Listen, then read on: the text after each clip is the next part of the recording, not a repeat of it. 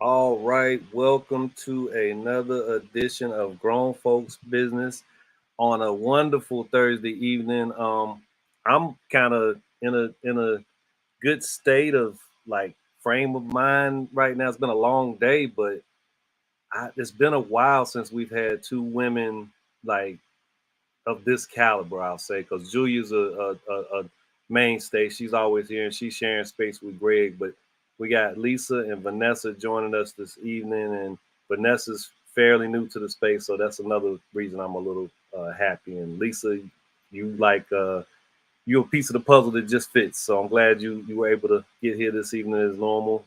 Bob, good to have you as always. Uh, Tonight's one of those topics that I kind of wax philosophical on, and we covered things of this nature in this space over these many shows. And this is one that I think it just it reiterates or further confirms what I think is important to us as a whole and as a collective, and that's doing the best we can with what we have, and being at points consciously considerate of others and stuff of that nature. So tonight's show is titled "Some Assembly Required: What Makes a Good Person." So we're literally going to have a discussion, uh, kind of in the realm of Frankenstein or the Bride of Frankenstein. What's the best parts to use to create this thing so that we can say it's alive? What are the best parts that assemble a good person? Again, I've covered a lot of things in the space in regards to the human condition and wrestling with what it is to be conscious and to be socially engaged and considerate of the whole and not just the self. So we're doing that again, but I think in a different way. Uh, think about the people that you know that you consider good. I know when I'm talking about certain people, uh, a number of them in this space, one of the descriptive terms that I use is that's good people. I think that sums it up a lot of times if you're having a conversation and somebody say, such and such. And if the first thing the thought comes to your mind is like, that's good people there. That's good people. Like that's some country types sounding stuff, but it's an actuality. I'll say, man, that's good people, or that's my people. So it's all indicative of that being a person that's worth knowing. Um, so again, some assembly required. So what makes a good person? It's not always just the package comes complete. We're all a work in progress. And I want that to be a part of this discussion also. So that assembly can still be going on.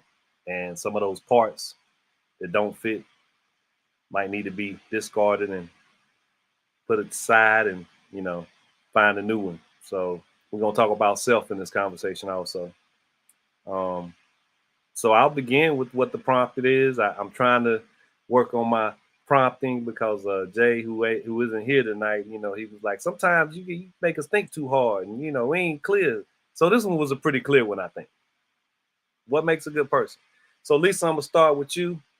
If you have ideas around this, and as we often do, I'm sure you're gonna get to one of the questions without me getting to it first. But just in a general sense, and I really want to unpack this. So whatever comes to mind as we process this thing, what makes a good person in your mind?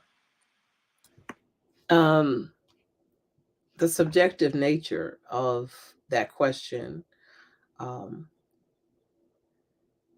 so I'm the subject. So I'm going to give you my analysis on what I think is a good person for me to engage with. Someone who is not perfect, but yet has enough compassion and introspection to assess their relationship with others.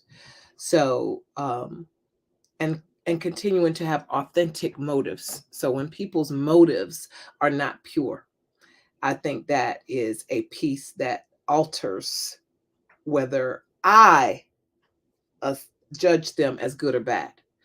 Because if someone's motive is selfish, self-indulgent, without respect of others' um, the impact on others, then that's a bad that makes for a bad, I hate to say bad person, because I'm a believer, right? So as a believer in God, um, what I subscribe to is that the enemy can use and will use each of us.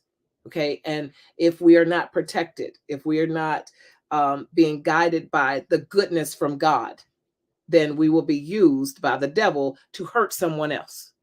But some people just veer so far away from wanting to accept goodness that other people end up being victimized. So since it is good or bad person, then I'm going to say the bad person is allowing themselves to be used over and over without the consideration of the damage that they're doing. Yeah, so we're definitely going to come back to some of that. I think you started a good stream of thought, and it's not finished. There's way more to unpack in just that space. Um, the parts of this assembly, and there's Jay. Good to see you, man. Um, did you have to run to the computer? Took that deep breath. Uh, I already know you got the prompt. I told everybody before you got here, this prompt was for you in terms of the simplicity and not a lot to have to piece together. This was a straightforward one, but I appreciate you getting here.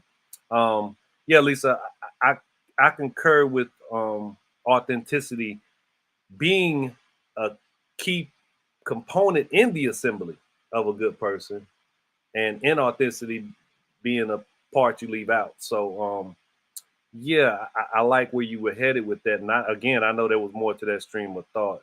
Uh, I throw in as a critical components, patience. Of course, one of my favorite words is consideration. People hear me say that a lot. I get some jovial jabs for saying consideration a lot. Everybody knows I got those three C's: consideration, cooperation, and communication. So, and then there's another one I always forget. But yeah, I think consideration. I think patience. Uh, but you said something inside of this, right? And we're going to get to that before we leap over all the sharks and frogs in the water. We're all a work in progress. And you said, nobody's perfect. And that's absolutely the case. So, good person is definitely subjective and definitely relative to what you can require in your mind for that to be something that gets checked off. But we often can disappoint and fail too. And does that just derail all of the goodness that we're trying to give out to the world? That's something to be wrestled with. So, Vanessa, because I do respect and love to have women in space, I'm gonna be calling on y'all first, probably most of the time. So I'm glad you guys are here. Um, what is the things that make someone a good person in your mind? Okay. Well, you guys bear with me. I love the way that, I'm sorry, is it Lisa? I can't read on my computer.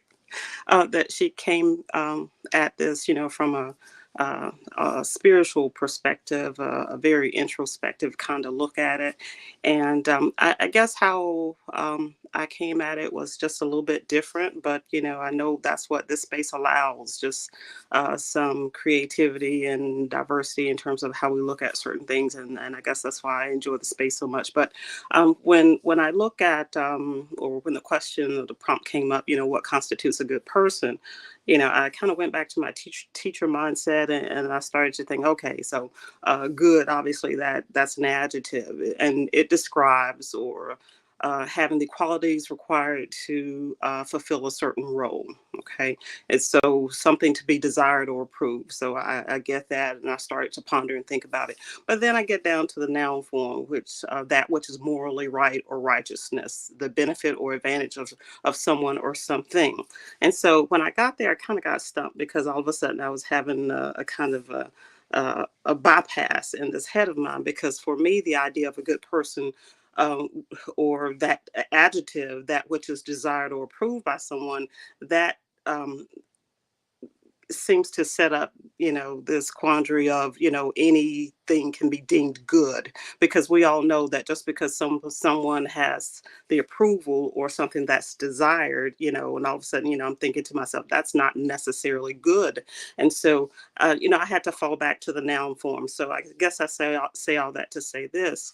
For me, to say that someone is good, or what constitutes a good person, for me, it says that there must be an ascribed standard. In other words, if you are certainly a person of faith, then your standard of good perhaps is that which is outlined in your word or in your Bible or what have you.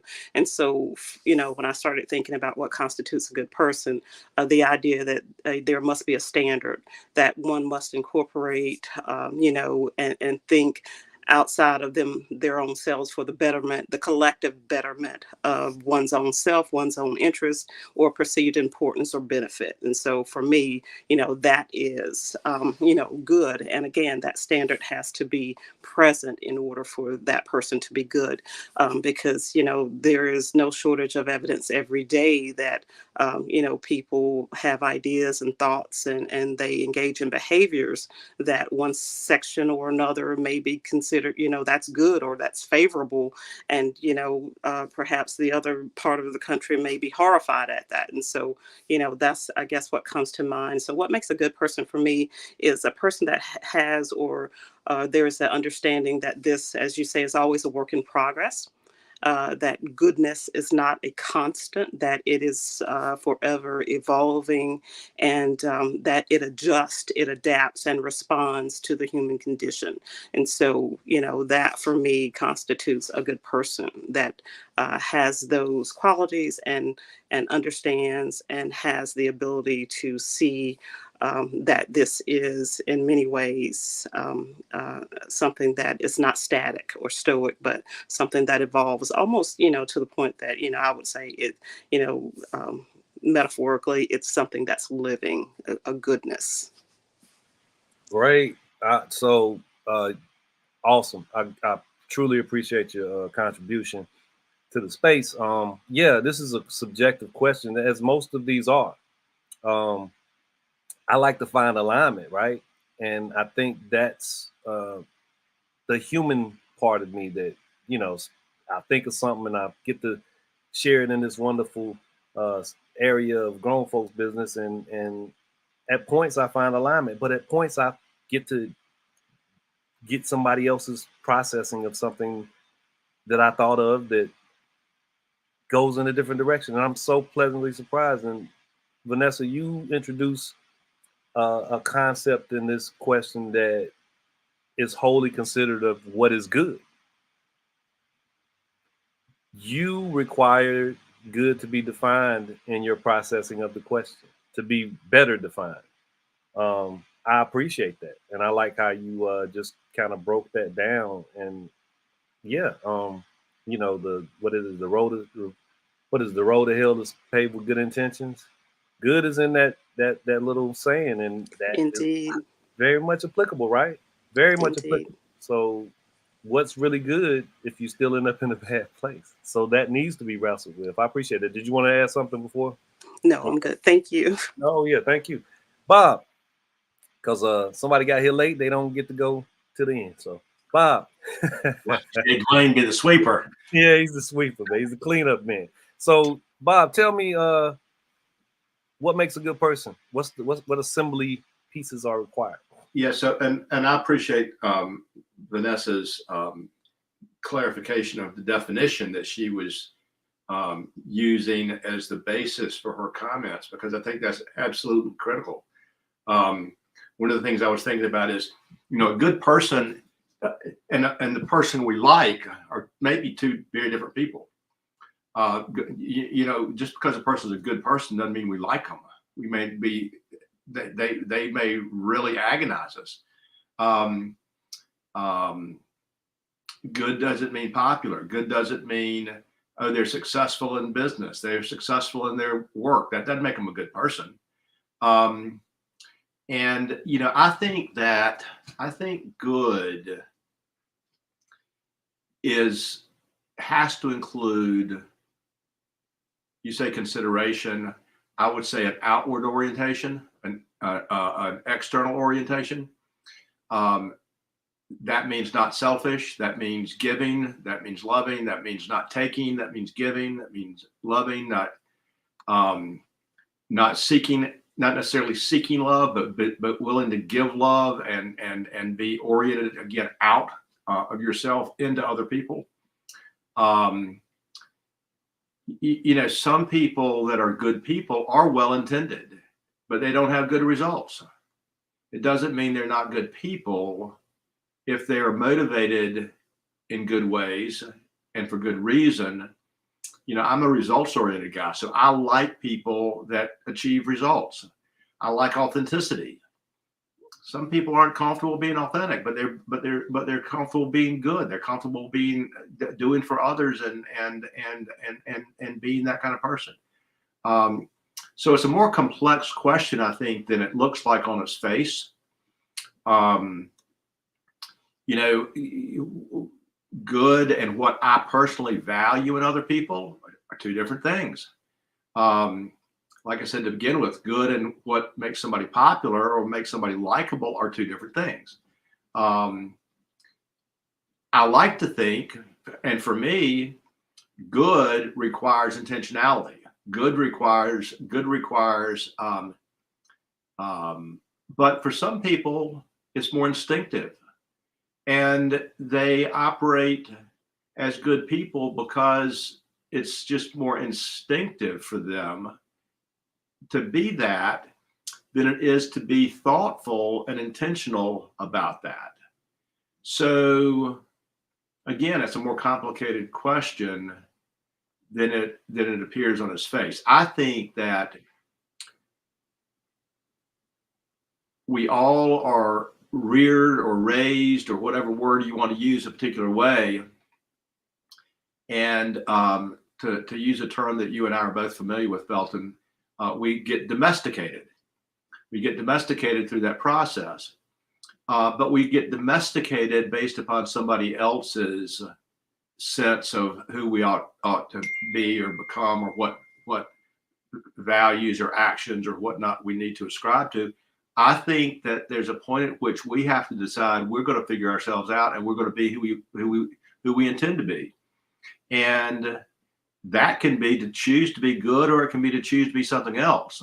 But you're constructed to your prompt about some assembly required. You are at least constructing yourself, and you are at least making decisions about who you are going to be. And hopefully that includes good intention. Hopefully that includes consideration. Hopefully that includes respect. Hopefully that includes you not being the center of the universe and recognizing that something else is. So that's a long answer to a arguably simple question, but no, I appreciate you observing the intended complexity. That's what the discussion has got to be moved by. So I greatly appreciate you recognizing that. And man, so much of what you said, aligns with a lot of things that I've already discussed in the space, as I said before. One of my favorite sayings is that it's never too late to be who you thought you were. So as long as you're here, and no matter what stage in time that you really had desires to be a certain type of individual, hopefully a good one, it's never too late to start that process, or to finish that, to complete that process as best you can. I do enjoy the observations that you made, Bob, in terms of prioritizing the collective over the individual. I think that is an indicator of a good person. And there's a recognition in that world of people who might be good and might be trying. Everybody's not built for it. The first thing that I thought of, and Vanessa, I think you were mentioning some energies around your teaching career. Some teachers had the best intentions, but they wasn't built to be in a room full of bad kids or strong-willed, strong-minded young people who would challenge and push back and run them out the classroom. Some substitutes didn't make it, and they might have been the best people ever. Go ahead, Bob. You unmuted yourself. Yeah, just one additional comment to make is that people that we perceive as nice aren't necessarily good. Absolutely. The lady, the cookie lady down the street, that when we were kids, you know, she might have been putting something in them cookies, but you know, that's neither here nor there. You know, she was great to us as far as I know. Nothing happened to me. Jay, your turn, bro. I'm glad you got here. You got the prompt, some assembly required. What are the pieces and components that you think are necessary to make a good person? First of all, good afternoon here. Good evening, y'all. I'm traveling this week and I hate to travel. Like, so that's my other problem. Like, I don't feel like myself. I feel like I'm everywhere. I saw a text message, saw an email, even saw an email from Bob, and I'm like, I ain't respond to nothing. But see, and that's what make me a bad person right now. But no, I think good is an entrapment of respectability. And that's funny. I feel like my inner Meryl is coming out right now, because we've had so many conversations around this. Because good is never something the individual can claim. Only somebody else can describe them as good. And so that sucks because you will always be in prison to somebody else's opinion of you. And so that's why I like that good. And then Bob was like in my brain because a lot of times people confuse nice and kind. And nice is very respectability focused. And it's like all these other people, oh, they're so nice, they're so good, they're so all of these things. But they could, like you say, be a very evil person. Or they could be a person that is not well intended. It's so many different things that happens with good. And I try to stay away from descriptors that are left in somebody else's hands. And good is definitely one of them where it'll be a cycle where you will never be quote unquote good enough because someone is always going to poke fun or mismanage the good that is truly within you. I'm gonna stop there.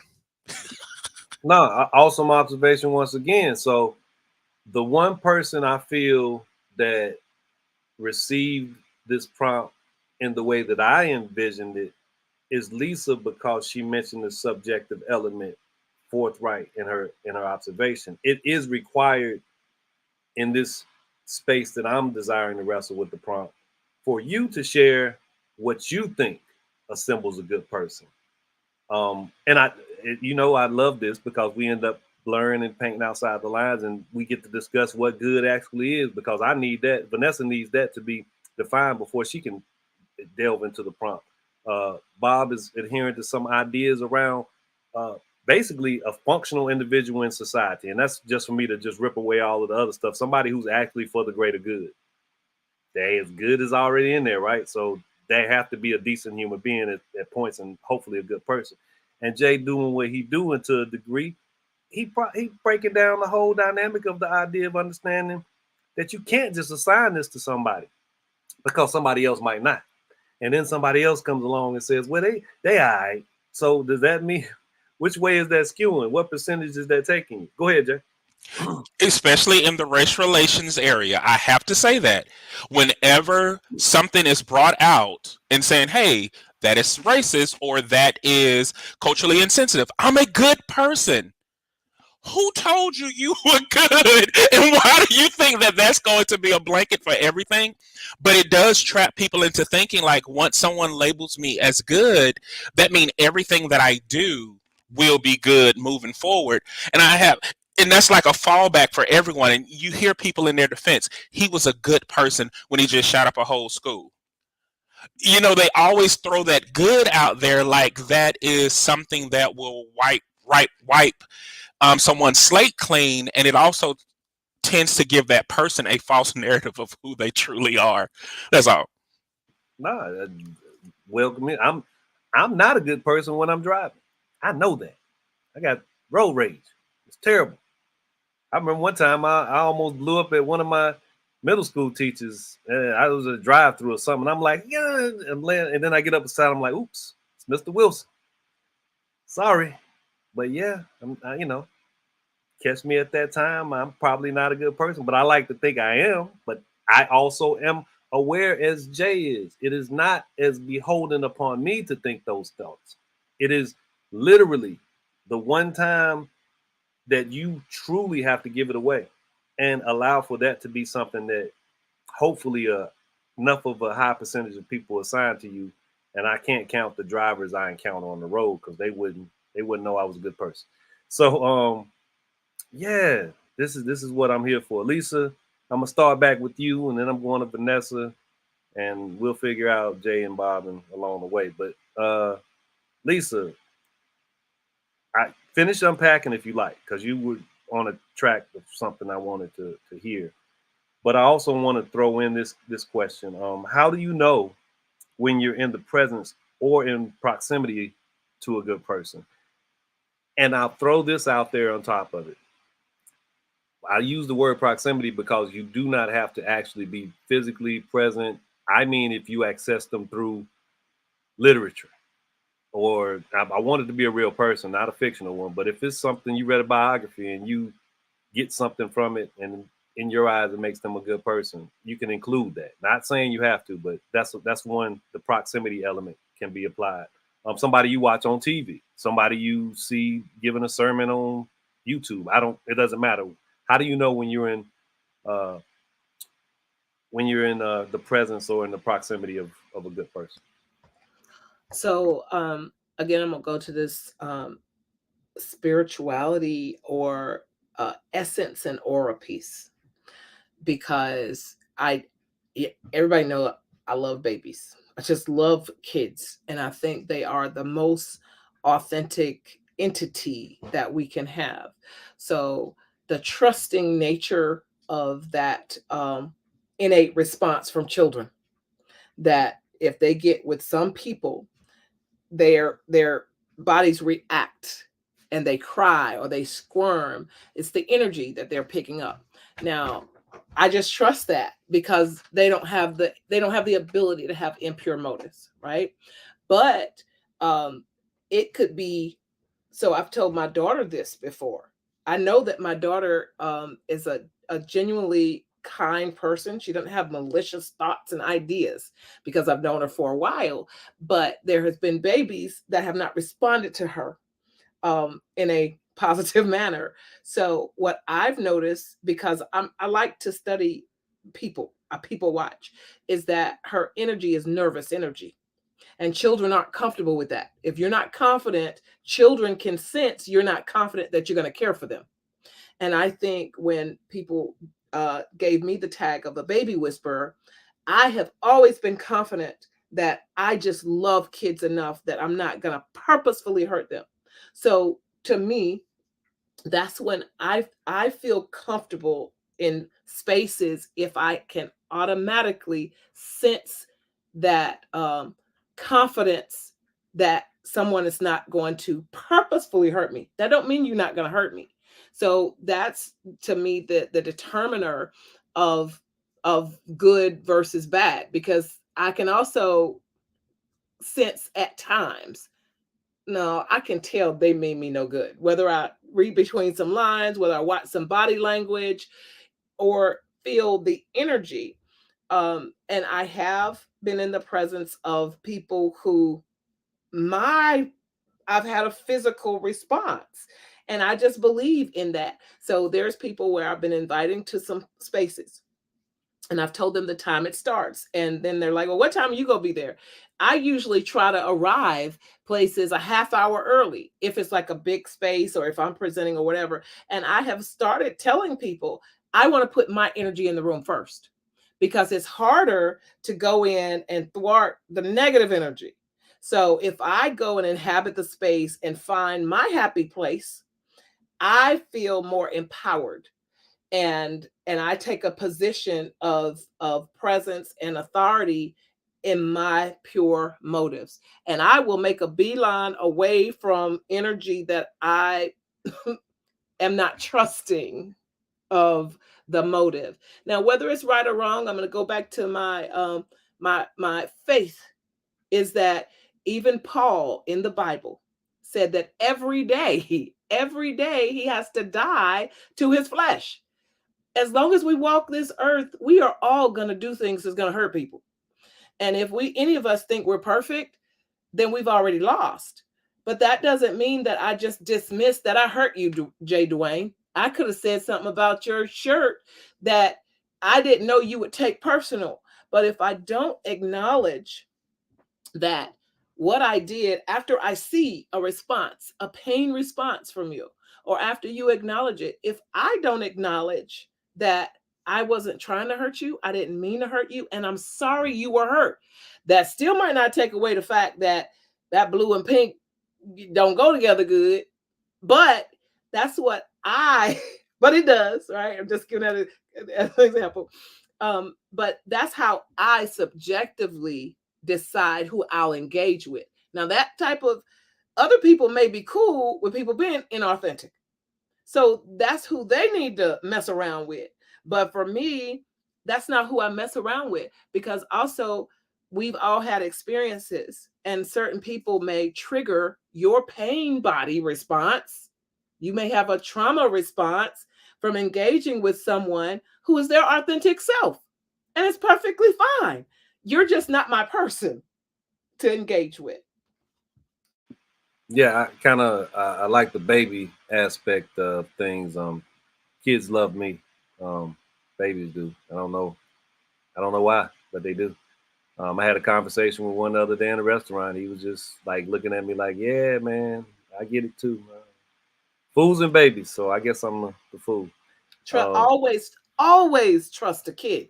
Yeah, yeah, they got good antenna. They got good antenna.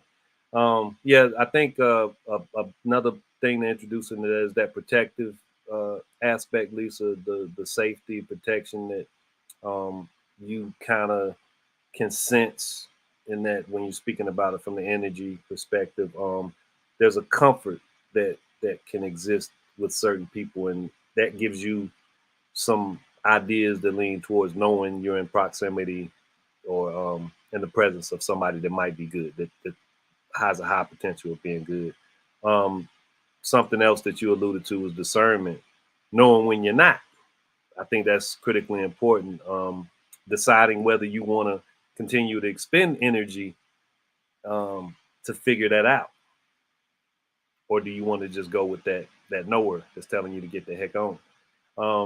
So yeah, but that's coming to you next. So how do you know when you're in the presence or in the proximity of a good person?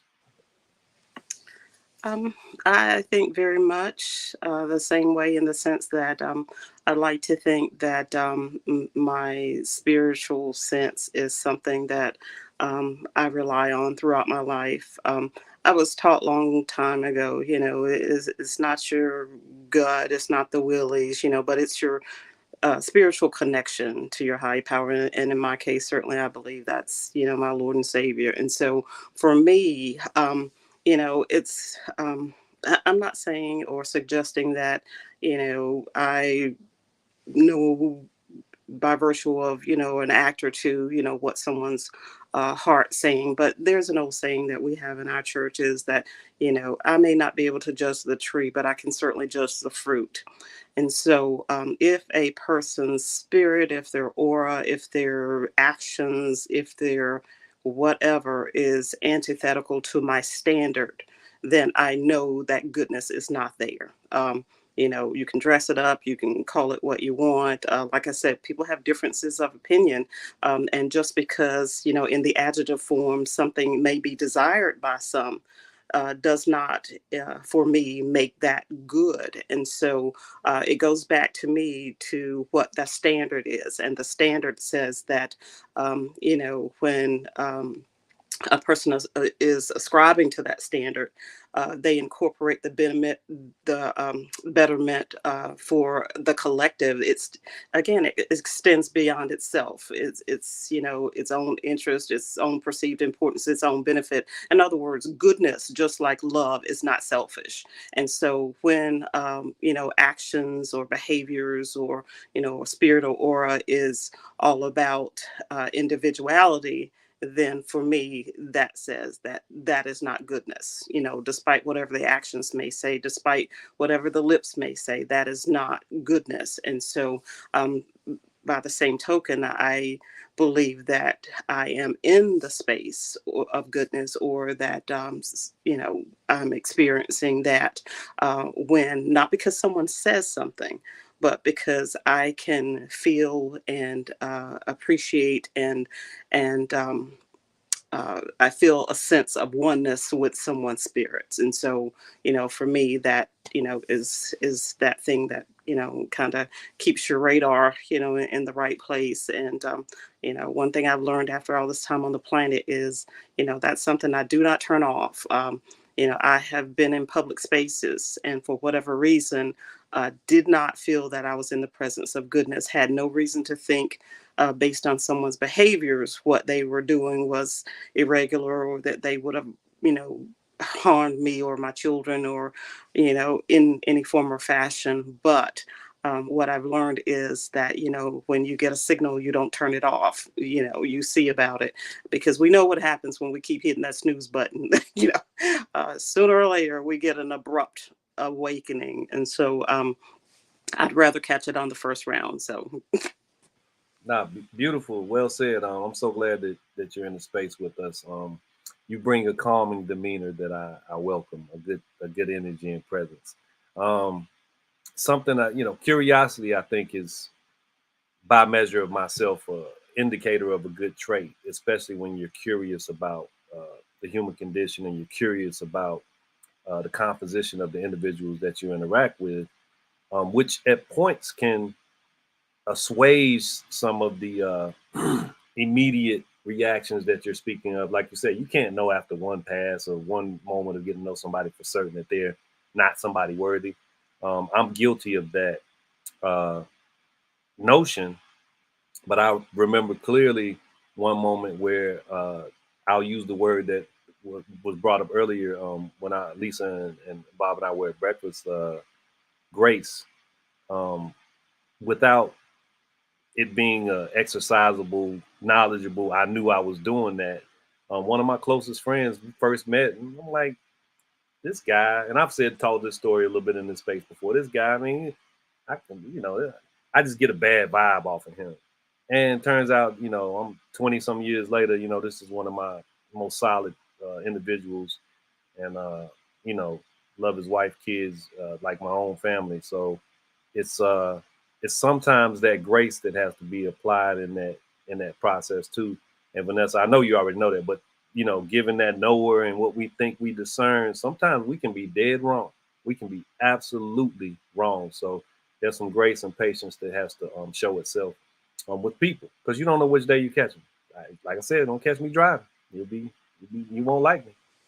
Go ahead, I, Vanessa. I agree, and that's why I really like the prompt when what does it say? Is under construction. And so, yeah, initially, when I was kind of sharing my answer, yeah, and that's why for me as well, it's love or goodness is not a static. It is evolving. It like I said, it adjusts, it adapts. It reevaluates, because the flesh says, I have a thought, therefore I'm certain, like you said, sometimes there's that quick judgment. But yeah, for me, goodness, it does evolve, and it has to. I think that's how it lives. And so yeah, I agree very much, under construction. Absolutely. Reminded me of Bruce Lee said it, but Portia and I incorporated it into our work with the youth at the YMCA, and that's be like water. You can conform, you can break a rock. So, but you just be like water. Stay moving and stay conforming and figuring it out. Not conforming and being stringent. You have to stay moving. You have to stay fluid. Great observations, Bob. How do you know when you're in proximity or in presence of someone good? The simplest answer is I don't.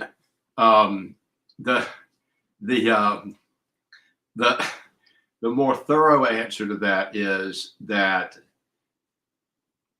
I'm always optimistic with people. I always engage or encounter people with optimism about who they are and what their intentions are, and so forth and so forth. it's a lot easier for me to sense someone that's malintended than it is for me to sense someone that is legitimately well-intended. And unfortunately, I'm old enough and have been involved in enough situations and environments and circumstances to understand that in our culture, too many people are too interested in playing situations to their advantage. And so it's real easy if you're dependent upon your situation, your environment, your circumstance, it's real easy to be made to feel as if somebody's a good person because they're playing you. They're playing to what they want from you. And our culture is a very good training ground for those skills. And so I've learned oftentimes the hard way that it's really hard to trust that. You can be optimistic, but I think that what really teaches you whether a person's good or not is being around them often enough in various situations and circumstances such that you can evaluate or you can witness their consistency. You can witness what they do. You can witness how they react to different situations and circumstances and witness the consistency of that from a values perspective and witness how they talk about that, witness what they say about that. And when you begin to really be able to kind of know how a person's going to be and they continue to be that way, and I'm speaking to consistency, but consistency, a good person has to be consistent. They can't be inconsistent.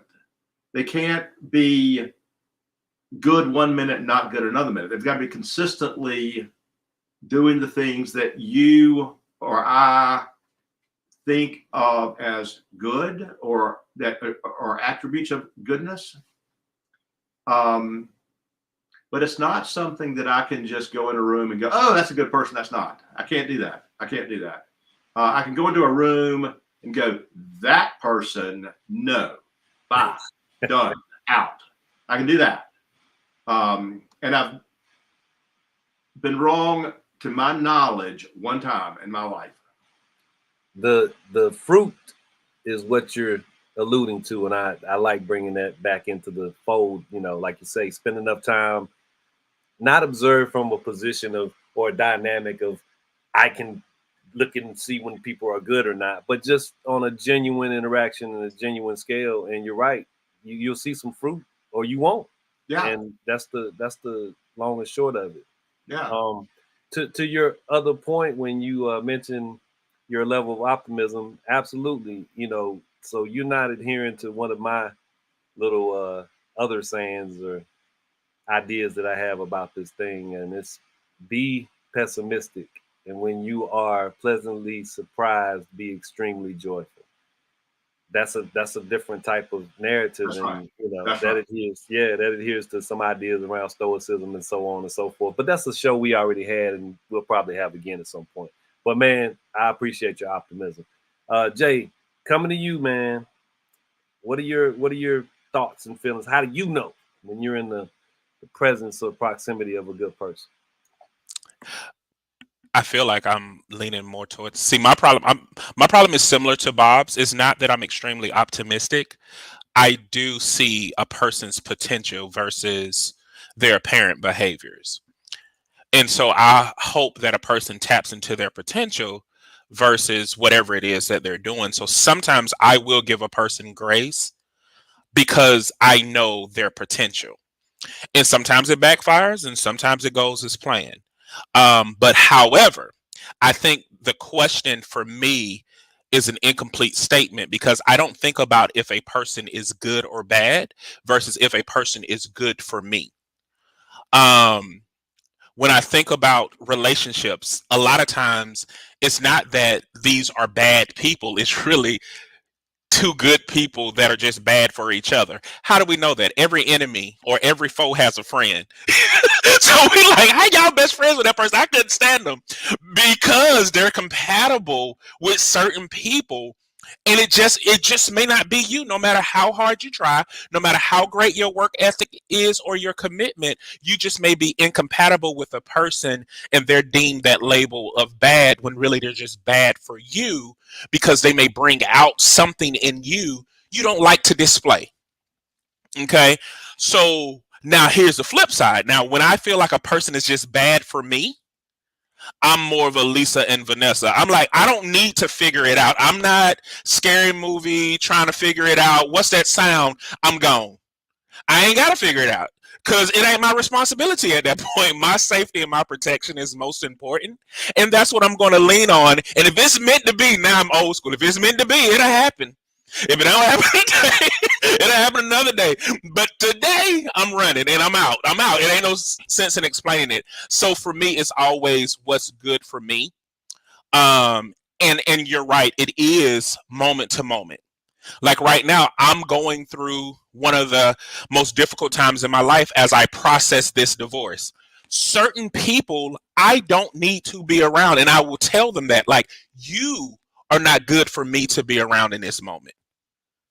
And it's okay to tell them that. I'm not finna go back and forth with you about that. And there are other people where I tell them, I need you and I need more of you in my space as I journey through this process. So it always depends. So yeah, good for me, not good for me. I love it, man. One man's uh, treasure is another man's trash, and vice versa. I get that. Lisa, go ahead.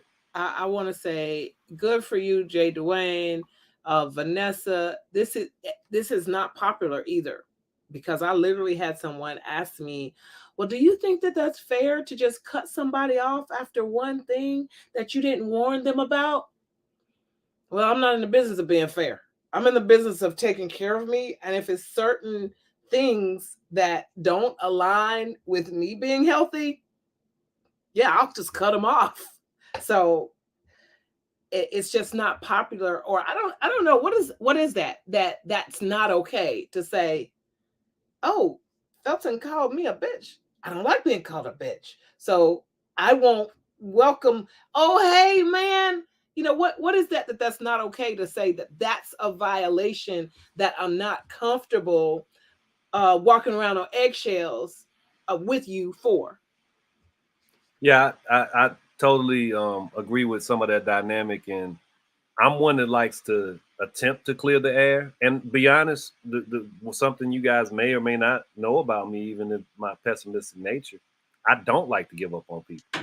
I really don't. It bothers me that I can see relationships deteriorate and end amongst people I know actually used to have real strong love, adoration for one another. It bothers me that those things can just go away. So I'm not one to give up on relationships, but I'm practical and logical. And if we can't get it sorted, I still won't give up on you. But to everyone's point, it sounds like thus far, I truly do not have to engage to a level that is detrimental to my health. Just might not give up. I might be accessible, won't delete you from my phone, but I can't just be giving my all. I can't give you all my hands and all my feet, and then I'm walking around. I'm not walking. I'm crawling or rolling around on the ground. So that can't be the case.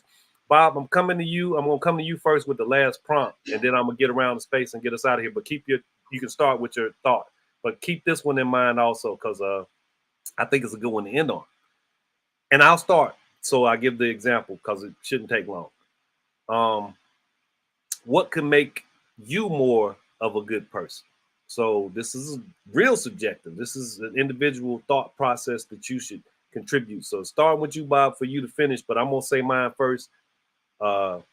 Patience and a softening of my tone. And I received that numerous times in different ways. And I'm one of the people that believe there's more than 3 people say something about you is probably true. Doesn't mean that I'm not in a position of not being able to articulate my levels of frustration on certain matters, or the ways that I have dealt with things and continue to process things in this life as a Black man. But patience and softening a tone, it's gonna be tough, but that's gonna be some parts of my assembly that I'm gonna incorporate or try to. Lisa, hold me accountable. You get the instructions, help put me together. There you go. All right, so that's the gist of it. Give us a couple things, 1 or 2 that make you more of a good person in your assembly process. And Bob, get that last thought you had out too. So I'll start with you, Bob. Yeah, I was just going to say that this notion that we have to be willing to be in proximity to anybody just in order to be nice to them or be fair and all that sort of thing, that's bogus. It's just completely bogus, because we can be completely sucked down any hole that anybody wants to suck us down if we operate on that basis. And so we've got to have the self-confidence and the self-respect to hold ourselves out from that. And I think that who we put ourselves in proximity to actually says a lot about who we are. Who we keep ourselves away from, I think, says a lot about who we are.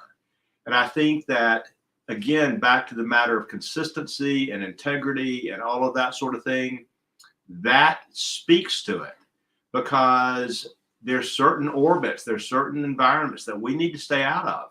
And as we discover those, we need to stay out of them, because we have to be healthy emotionally, psychologically, and psychically. And because if we really are genuine about our intent to be good, or to be good doing, then we have to keep that spirit. We have to keep that sense. We have to keep that energy. We have to keep ourselves healthy. And that's not about being selfish. That's about being practical and real. And it's about being loving. It's about being loving for ourselves. It's about being loving for the people we care about. It's about loving about the causes that we care about. It's the only way we can be effective. So I just wanted to say that. Give me your quick ingredients. What are the parts that you're missing for this assembly of a good Bob? I think listening is critical. And I think intentionally putting yourself in places that aren't where you, back to proximity, intentionally putting yourself in places that aren't where your circle actually typically takes you, such that you can discover on your own and experience on your own and discern on your own. Doesn't mean you're going to end up staying there. You may go, oh, this is a big dark road. I don't want to go down anymore. I'm backing out of it, but I found out what that road's like. Okay, I still can go down this other road, see what it's like. And I think that inquisitiveness, curiosity, those are I'd rather say legitimate interest and caring to discover what you might not know.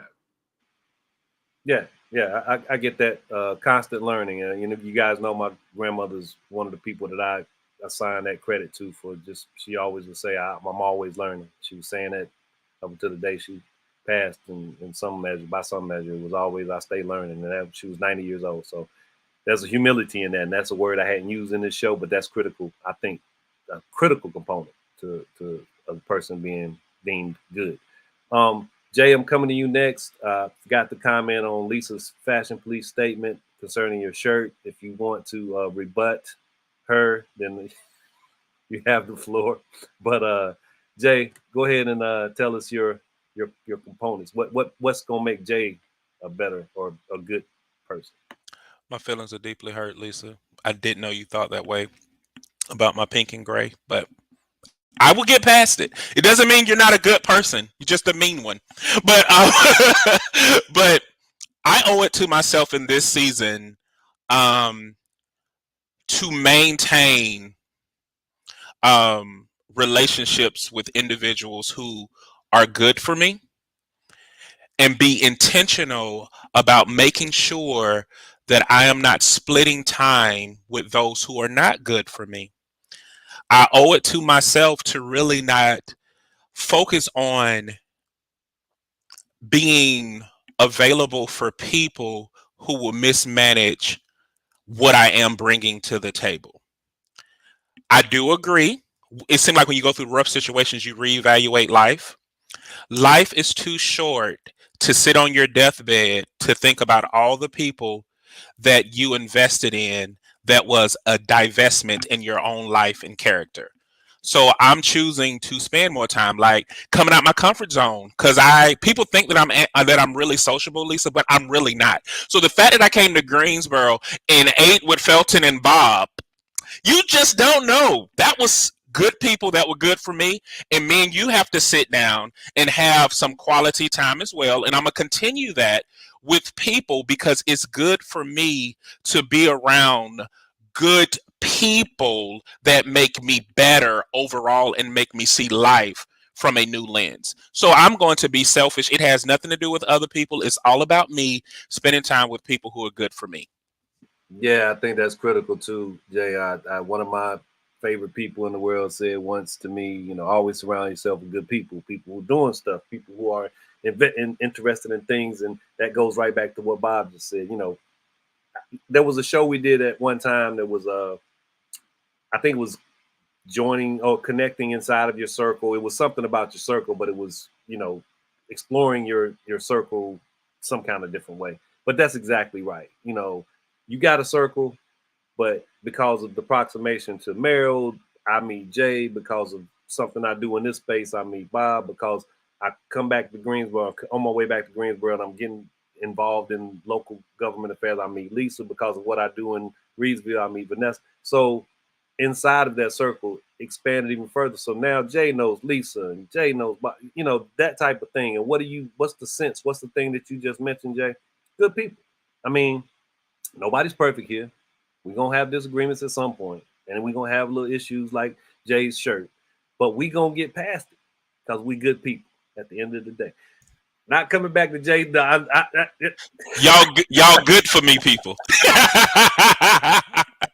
See, so, Lisa checking my self-esteem. See, I think highly of myself. You think highly. You look, that shirt ain't going nowhere. You're going to have it on tomorrow, too. You're going to be like, look, I still got my shirt. Lisa, I'm coming to you next. What's that thing that you feel like you can add to your Lisa soup and make tastier? What's that key ingredient that's missing to make you an even better person? I had to write mine down so I didn't forget it. Okay. So those three things, and I will give you credit because I do believe in your, when I take something from somebody, even, and I like it, I will make it my own. I heard you say about consideration, and I think you said radical consideration. I don't know, but my three are consideration, introspection, and compassion. Because if we pause before we just pop off all the time, but I know that it's not going to happen all the time because people trigger us. But if we are considerate of where we are and that we're engaging another human, right? And then we're still going to make mistakes because we're still human. So that introspection piece matters. So even if you don't accept what someone says at the moment, or you don't accept the response and the reaction, I believe we should make a constant practice of deciding, okay, why am I disengaging from that person? Is it because of a pain body response that I'm associating them with somebody that they know nothing about? Or do I see that that's who they really are? Did I do, what am I responsible for? What part am I playing? And then the compassion piece, where the grace. So even if people do you wrong, right? Um, Offering forgiveness. Now, a lot of times when not a lot of times, every time, if I see that, yeah, you asking for forgiveness or you're apologizing, but I have had to learn through some intense therapy that if I don't see a behavior change, if I don't see some work done to change what it was that affected me like that, then I shouldn't engage with you anymore. So just saying I'm sorry means, I mean, they're words. It without the action behind it, without me seeing that you've done something, not just, a day or whatever. And that's something I'm so happy. That's probably the best part of my intense therapy, because there's been a lot of traumas that I've seen. And then I went right back after somebody's, oh, I'm sorry, I cussed you out. And I was like, oh, they're sorry. And then I'm scratching my head like, dang, they cussed me out again. But it's because I didn't have that piece. That therapy showed me that I need to see some action. So those three. Thank you. Thanks for sharing that. That's great. I think those are some good pieces to include in that process of assembling a better you. Vanessa, take us out of here. You get the last words tonight. So what are you missing, or what can you incorporate to make a better Vanessa? Okay. Well, thank you for coming to me, but I want to just shout out to Bob for because I wrote down something that kind of stuck with me when he was talking about culture being a great training ground for those things that, those skills, or in terms of what people want you to see. Because when he said that, it just rang terribly, terribly true with me. And I can remember, I don't know, maybe 10, 12 years ago, when all of a sudden, I was, coming of age in terms of, being a young parent and doing things. And all of a sudden, I looked around, and even the television shows, it was no longer wholesome and family and wonderful fun. It was all about who can lie, cheat, and steal. And, those were the winners, all of a sudden. So I said, when do we get to this backwards place where those things that are considered not good are those things that are being rewarded and lauded and put up on a pedestal? And so it's just a reminder to me to, again, for me personally, to, be grounded with that standard. And if something is antithetical to that, then it doesn't matter if they're your favorite star or your favorite show or whatever. You've got to guard your spirit against those things, because they can quickly get you off course. And so, I take that to heart. Thank you, Bob. Appreciate it so much. But, I guess what, I don't know, what would make me a better person is, I have to get comfortable with being uncomfortable. And let me tell you why I say that. I am also one of those people who, not so much, if someone's just, flagrantly, colliding with, my spirit sense or whatever. But, sometimes you just, in living situations, I wouldn't say that I avoid conflict, but, to put it like this, the analogy, like, if I can assess a situation and recognize, okay, I've got some tools in my toolbox, I'm bringing my hammer because that's what I need. When I get resistant sometimes, and they say, oh, well, Miss Stubbs, why did you show up? Or Vanessa, why did you show up with a hammer? You need a screwdriver. I will work my fool self to death, get the job done with a screwdriver, knowing all along that what I initially thought was right, because I don't want to, not necessarily risk a confrontation, but, I am that type of person that, I do seek to preserve relationships, and I do try to avoid conflicts. But what I'm learning is that when I rob myself of the discomfort, I also rob myself of an opportunity to grow and to be a better, good person. So that's my 2 cents for tonight. Thank you. No, awesome. I think the self-awareness that Lisa was speaking of goes right into what you're talking about, Vanessa. That's a point of improvement for all of us, is to be self-aware, and that's literally what the question was about. You know, some place that there's a piece that assembles a gooder version of you. So that gooder version that you envision just requires you to kind of go ahead and say, no, I'm sure I need this hammer. Let me show you why. And to go and do so with, with the tool you need for the situation that you need. And be confident in it. That was another word that came up. So that confident thing is applicable here too. Man, this has been awesome. Vanessa, keep coming. This is you just fit perfectly in these squares. Bob, thanks as always. Lisa, Jay, Danya, keep spinning the wheels and do what we do here. Thanks for getting us through another episode. Everyone out there who was able to chime in, and everybody that watched the recording, have a wonderful evening, morning, whenever you check it out. Enjoy. Y'all have a good night. Thanks everyone for joining. Take care.